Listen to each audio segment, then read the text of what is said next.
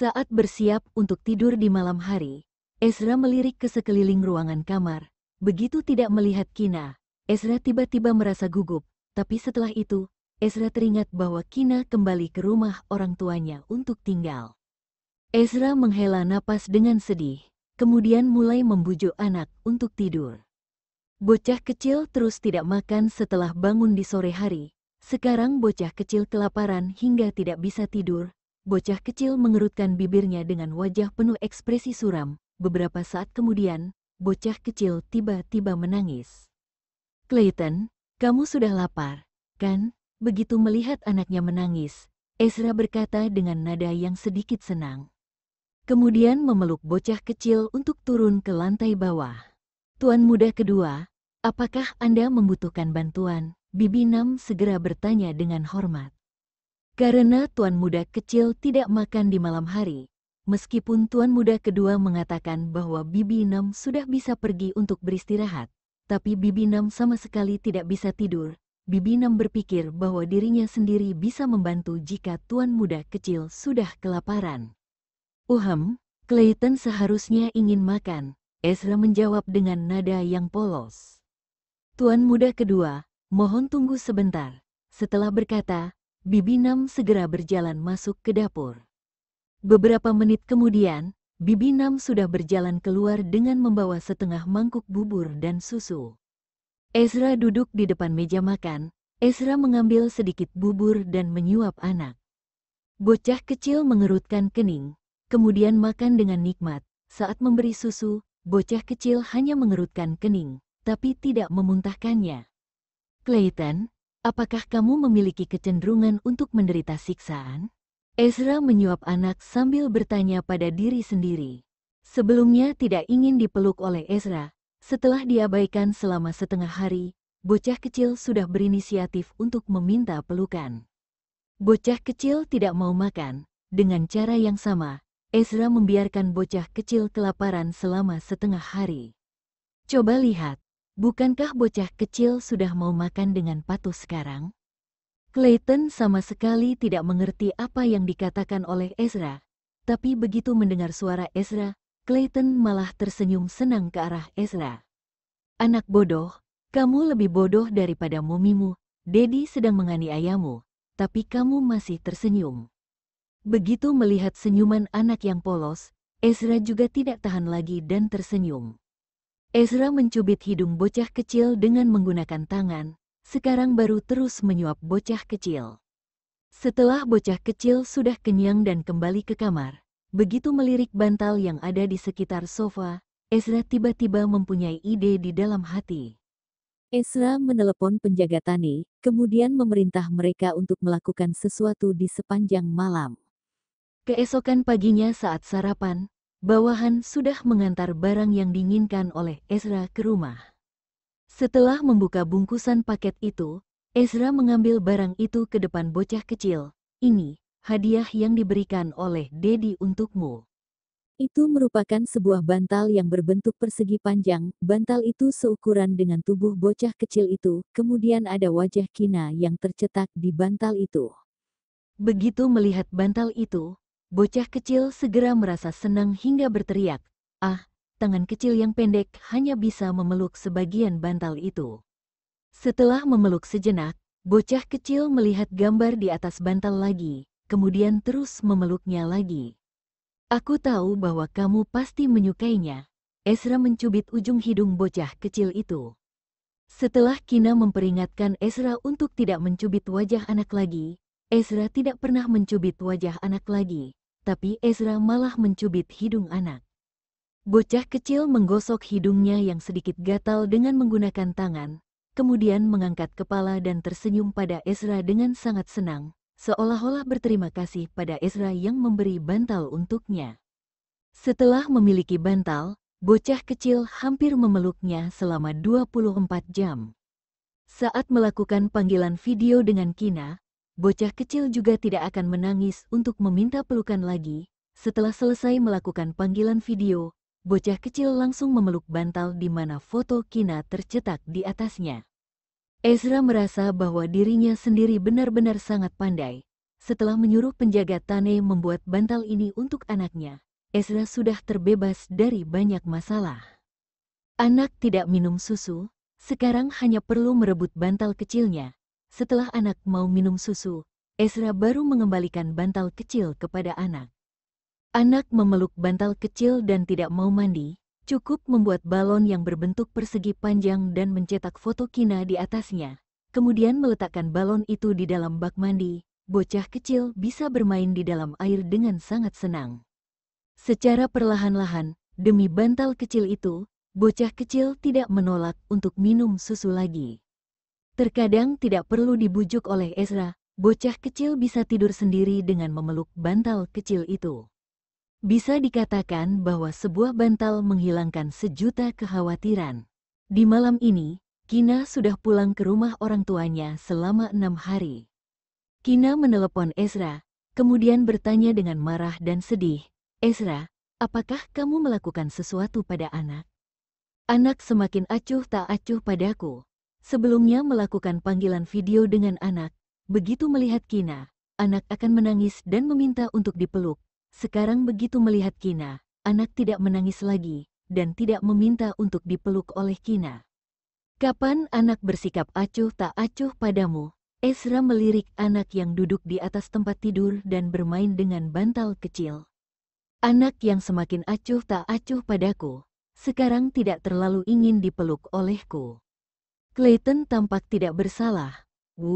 Daddy, Mommy, perkataan kalian membuatku terlihat seperti bajingan kecil. Kapan aku bisa pulang? Aku sudah sangat merindukan anak." Kina bertanya dengan nada yang suram. Setelah berpikir sejenak, Ezra berkata, "Besok, aku dan anak akan pergi untuk menjemputmu." Sekarang anak tidak hanya bisa minum susu, tapi juga sudah makan mince pork porridge dan mixed vegetable conge, seharusnya sudah berhasil disapih. "Baik, kalau begitu kamu harus datang untuk menjemputku besok pagi." Kina berkata dengan sangat senang. Kina berhenti sejenak, kemudian berkata dengan nada yang berpura-pura nakal, "Anak yang lain sudah dijemput pulang ke rumah. Jika kamu tidak menjemputku lebih awal, aku akan marah. Aku akan pulang bersama dengan pria yang lain, sehingga kamu tidak perlu datang untuk menjemputku lagi." "Oke, Kina, mobil apa yang ingin kamu duduk untuk pulang ke rumah besok?" Sebelumnya Ezra pernah melihat emoji telepon ini di momen WeChat Kina, jadi Ezra sangat bekerja sama untuk bertanya. Begitu melihat Ezra sangat bekerja sama, Kina menahan senyumannya, kemudian berkata dengan suara yang lembut, "Mobil yang berprofil rendah saja. Tidak perlu Lamborghini, Rolls-Royce, Bentley, Maserati, Bugatti Veyron, bahkan tidak perlu membawa helikopter. Kalau tidak, jika membiarkan orang tua yang lain melihat adegan ini, kedepannya mereka tidak mempunyai muka untuk menjemput anak mereka lagi. Kita tidak boleh memamerkan kekayaan untuk membuat perbandingan yang menyakitkan. Kita harus membangun citra di mana semua orang kaya dan setara. Apakah kamu sudah tahu?" "Baik, aku sudah tahu." Ezra tidak tahan lagi dan tertawa-tawa. "Sudahlah, selamat malam, aku sudah ingin tidur. Kamu juga tidur lebih awal, besok ingat datang untuk menjemputku lebih awal." Jika bukan karena sudah malam sekarang, Kina akan menyuruh Ezra untuk menjemputnya. Selamat malam, anak," Ezra berkata dengan nada yang lembut. Begitu teringat beberapa perkataan Kina yang ingin pulang ke rumah di dalam telepon, Ezra merasa sangat lucu. Ini membuat seluruh hati Ezra melunak. "Nak, momimu akan pulang besok, apakah kamu merasa senang?" Ezra langsung memeluk bocah kecil, kemudian bertanya sambil tersenyum polos. Bocah kecil yang ada di dalam pelukan Ezra seolah-olah tidak mendengar perkataan Ezra, mengulurkan sepasang tangan yang kecil ke arah bantal yang ada di atas tempat tidur. "Anak bodoh, ini merupakan ibu yang palsu, besok kamu sudah bisa memeluk momimu yang asli." Meskipun Ezra berkata seperti ini, tapi Ezra tetap mengambil bantal kecil itu dan memasukkannya ke dalam pelukan bocah kecil itu. Ezra sudah tidak mencium dan memeluk Kina selama beberapa hari. Ezra juga sangat merindukan Kina. Clayton menoleh dan tersenyum pada Ezra. kemudian memeluk bantal kecil dan perlahan-lahan tertidur di dalam pelukan Ezra. Keesokan harinya, Clayton bangun sangat pagi. Ezra tahu bahwa anak sudah bangun. Begitu teringat bahwa dirinya sendiri akan menjemput Kina hari ini, Ezra juga ikut bangun. Setelah selesai menggosok gigi, mencuci muka dan berpakaian dengan rapi, Ezra memeluk bocah kecil untuk turun ke lantai bawah. Demi menghemat waktu, Ezra menyuap anak sambil sarapan. Begitu melihat penampilan pemilik rumahnya yang begitu terburu-buru, Bibi Nam langsung bertanya, "Tuan muda kedua, apakah Anda memiliki sesuatu yang penting hari ini?" Aku akan menjemput Nyonya muda kedua pulang." Setelah selesai menjawab dengan ringkas dan komprehensif, Ezra terus sarapan. Nyonya muda kedua akan pulang. Setelah mendengarkan ini, Bibi Nam segera berkata dengan senang, "Kalau begitu aku akan menyiapkan makan siang dengan mewah." "Boleh." Kelihatan yang sedang sarapan tiba-tiba mengulurkan tangan ke arah piring Ezra, kebetulan menangkap sepotong kornet, kemudian segera memasukkannya ke dalam mulut. Ezra segera meletakkan peralatan makan di tangannya, kemudian mengeluarkan sepotong kornet itu dari mulut Clayton. "Kenapa kamu ingin makan semua barang yang kamu lihat?" Ezra berkata sambil tersenyum dengan marah.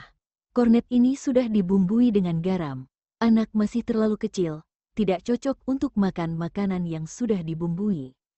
Ezra masih ingat beberapa bulan yang lalu, masalah tentang bocah kecil ini makan semulut bulu kucing. Setelah makanannya direbut, bocah kecil segera melihat pelaku yang merebut makanannya dengan mata berkaca-kaca. "Ada semacam kecenderungan jika kamu tidak mengembalikan daging itu, aku akan menangis. Peluk momimu, dan makan buburmu." Ezra menyeka tangannya dan mengambil bantal ke depan anak untuk mengalihkan perhatiannya. Beberapa menit kemudian, bocah kecil dengan sangat tidak berguna mengalihkan perhatiannya. Sepasang tangan memeluk bantal kecil, kemudian membiarkan Ezra menyuapinya dengan patuh. Setelah selesai sarapan, Ezra dengan senang memeluk anak dan berangkat untuk menjemput Kina. Tidak lama setelah meninggalkan markas, Ezra menerima panggilan masuk dari penjaga Tane. "Tuan muda kedua, Nyonya muda kedua, diculik." Di sisi sana, penjaga Tane melapor dengan suara yang sangat lemah. Ezra merasa darah di seluruh tubuhnya seketika berubah menjadi dingin. Ezra merasa pandangan di depannya menjadi gelap. Ezra bertanya dengan suara yang terburu-buru, "Apa maksudnya? Apa yang sebenarnya terjadi?" "Itu seharusnya merupakan orang yang berpihak pada Lucinta. Beberapa penjaga Tane yang bertanggung jawab untuk melindungi Nyonya muda kedua. Sebagian besar sudah dibunuh. Penjaga Tane yang masih hidup sedang berusaha untuk mengejar Nyonya muda kedua yang ditangkap." Setelah selesai mengatakan perkataan ini, penjaga Tane tidak tahan lagi dan memuntahkan seteguk darah. Ezra seolah-olah jatuh ke dalam gua es yang sangat dalam. Ezra seketika tidak bisa mengucapkan sepatah kata pun. Bagaimana mungkin merupakan Lucinta? Beberapa bulan yang lalu, Ezra mengirim semua penjaga Tane di Dark Lord untuk diam-diam terbang ke luar negeri, kemudian melenyapkan kekuatan Lucinta di luar negeri. Kemudian beberapa bulan ini, penjaga Tane juga tidak mengecewakan harapan orang lain. Penjaga Tane melenyapkan sebagian besar kekuatan Lucinta. Sekarang hanya sedikit orang yang tersisa di dalam bandar narkoba milik Lucinta. Bisa dikatakan bahwa mereka yang saat ini sedang memaksa diri untuk terus bertahan hidup. Saat mengizinkan Kina untuk kembali ke rumah orang tuanya, Ezra sudah menambah banyak penjaga Tane untuk melindungi keluarga Libra secara diam-diam. Bagaimana mungkin Kina akan ditangkap? Bagaimana dengan kondisi orang tuanya Nyonya muda kedua? Ezra segera bertanya dengan gugup. "Nyonya Libra berada dalam keadaan koma. Tuan Libra menderita luka tembak. Sekarang sudah diantar ke rumah sakit untuk diobati." Kali ini, pihak lain seolah-olah bertindak dengan kekuatan yang penuh. Beberapa orang itu terlatih dengan baik, berpakaian yang sama, usia juga hampir sama. Jika dilihat dari sisi kelahi, tidak seperti pengedar narkoba yang ada di dalam organisasi milik Lucinta. Penjaga Tane ini merupakan kapten yang bertanggung jawab atas keluarga Libra, memiliki pandangan yang tepat dan kejam, serta pengalaman yang cukup. bisa menganalisis kekuatan pihak lawan dengan cepat. Setelah mendengar laporan dari penjaga Tane, Ezra berusaha untuk menahan dirinya sendiri agar tidak kehilangan kendali. Ezra memaksa dirinya sendiri untuk tenang dan memikirkan solusi. Sesuai dengan pemahaman Ezra, Lucinta mempekerjakan sekelompok Deatman. Alasan kenapa dipanggil sebagai Deatman, karena beberapa orang ini mengabdikan diri sepenuh hati dan jiwa untuk atasan mereka. Jumlahnya tidak banyak, hanya ada 2 atau 30-an. Tapi setiap orang sangat kuat. Sekarang Lucinta malah bertindak pada penjaga Tane yang diperintah oleh Ezra. Ezra ingin bergegas ke sana secepat mungkin. Tapi karena kelihatan juga ada di dalam mobil, ini membuat Ezra seketika tidak bisa memanfaatkan keterampilan mengemudinya yang luar biasa untuk mengejar orang. Teringat masalah yang terjadi beberapa bulan yang lalu, Ezra mau tidak mau harus menelepon Vito untuk menyuruhnya membantu, karena banyak jaringan di Underworld yang tidak resmi ada di tangan Vito. Begitu mendengar kabar ini, Vito yang melakukan perjalanan untuk pergi bekerja segera memobilisasi semua jaringan. Vito pasti tidak bisa membiarkan bawahannya Lucinta meninggalkan kota Leicester. Selanjutnya, Ezra juga melakukan puluhan panggilan. Ezra menyuruh gerbang tol memeriksa setiap kendaraan yang lewat secara ketat. Pada saat yang bersamaan, Ezra juga menyuruh Judith yang ada di kota Zaun untuk kembali ke sini. Sekitar setengah jam kemudian, penjaga Tane melaporkan bahwa mereka sudah kehilangan jejak. Begitu mendengar kabar ini, Ezra hampir gila. Ezra masih ingat dengan jelas apa yang terjadi di beberapa bulan yang lalu. Begitu teringat bahwa Kina jatuh ke tangan Lucinta lagi, jantung Ezra berdetak dengan sangat cepat, sama sekali tidak bisa tenang. Lucinta selalu menganggap Kina sebagai duri di daging tubuhnya. Lucinta tidak sabar ingin membunuh Kina secepat mungkin. Selain itu, kemarin Kina juga menendang Lucinta hingga terluka. Ezra tidak berani membayangkan apa yang akan dilakukan oleh Lucinta pada Kina. Demi memaksa dirinya sendiri untuk tenang, Ezra memukul jendela mobil yang anti peluru dengan kuat, menggunakan rasa sakit untuk menenangkan dirinya sendiri. Setelah berpikir selama beberapa detik, intuisinya mengatakan bahwa Lucinta pergi ke kota Zaun. Ezra menelepon untuk merencanakan banyak hal, kemudian juga ikut bergegas ke kota Zaun. Kali ini, tidak peduli apapun yang terjadi, Ezra harus mengakhiri masalah ini. Tidak lama setelah Ibu Kina diantar ke rumah sakit, Ibu Kina sudah sadar. Tubuhnya sama sekali tidak apa-apa. Begitu teringat masalah tentang sebelum pingsan, Ibu Kina segera bertanya pada penjaga Tane, di mana Kina dan suaminya berada. Penjaga Tane menjawab pertanyaannya dengan jujur. Sampai sekarang ini, Kina masih belum ada kabar. Kemudian demi melindungi Ibu Kina, ayah Kina malah menderita luka tembak. Sekarang masih diselamatkan di ruang operasi, tidak tahu apakah akan mati atau hidup. Setelah mendengar jawaban seperti ini, Ibu Kina hampir pingsan lagi karena ketakutan.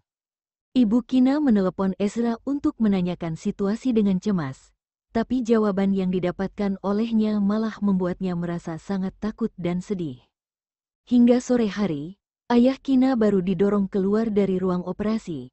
Meski tidak terluka parah, tapi karena kehilangan terlalu banyak darah, ayah Kina masih berada dalam masa observasi yang berbahaya.